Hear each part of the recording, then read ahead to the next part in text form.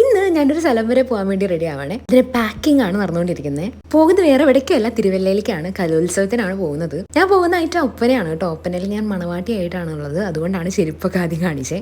അപ്പോൾ ബാഗൊക്കെ പാക്ക് ചെയ്ത് ഏകദേശം തീർന്നു കഴിഞ്ഞപ്പോൾ തന്നെ ഞാൻ പോയി ഒന്ന് കുളിച്ചായിരുന്നു കേട്ടോ. ആസ് യൂഷ്വൽ എപ്പോഴുള്ള പോലെ തന്നെ ലേറ്റ് ആയിട്ട് തന്നെയാണ് റെഡി ആയത്. അതിന്റെ കുറച്ചധികം ധൃതി എന്റെ മുഖത്തുണ്ട് കേട്ടോ. പെട്ടെന്ന് ഒരു സ്കിൻ കെയറും കാര്യങ്ങളൊക്കെ ചെയ്തതിന് ശേഷം ഫുഡൊക്കെ കഴിച്ച് ഞാൻ റെഡി ആവുകയാണേ. പിന്നെ എന്റെ ഒരു കാര്യം പറഞ്ഞു കഴിഞ്ഞാൽ എവിടേക്ക് പോകുമ്പോഴും ലേറ്റ് ആയിട്ടേ ഒരുങ്ങുള്ളൂ. എന്നാൽ ലേറ്റ് ആയിട്ട് ചെയ്യണ കാര്യങ്ങളൊക്കെ റെഡി ആവൂ, അതുമില്ല. സത്യം കണ്ട, കൊണ്ടുപോകാനുള്ള സാധനം വരെ നശിപ്പിച്ചിട്ടാ കൊണ്ടുപോണേ. അതെങ്ങനെയാ? പാത്രം പ്ലാസ്റ്റിക്കിന്റെ അല്ലേ? അപ്പൊ ചിലപ്പോൾ നമ്മുടെ ആരോഗ്യമൊക്കെ പ്രയോഗിച്ച് കഴിയുമ്പോൾ ചിലപ്പോൾ നശിച്ചു പോയിരിക്കും. അല്ലാണ്ട് എന്റെ കുഴപ്പം കൊണ്ടല്ല കേട്ടോ. പിന്നെ ചെപ്പ് പോകാനുള്ള സമയം ഇല്ലാത്തതുകൊണ്ട് അത് തന്നെ എടുത്തു വെച്ചു.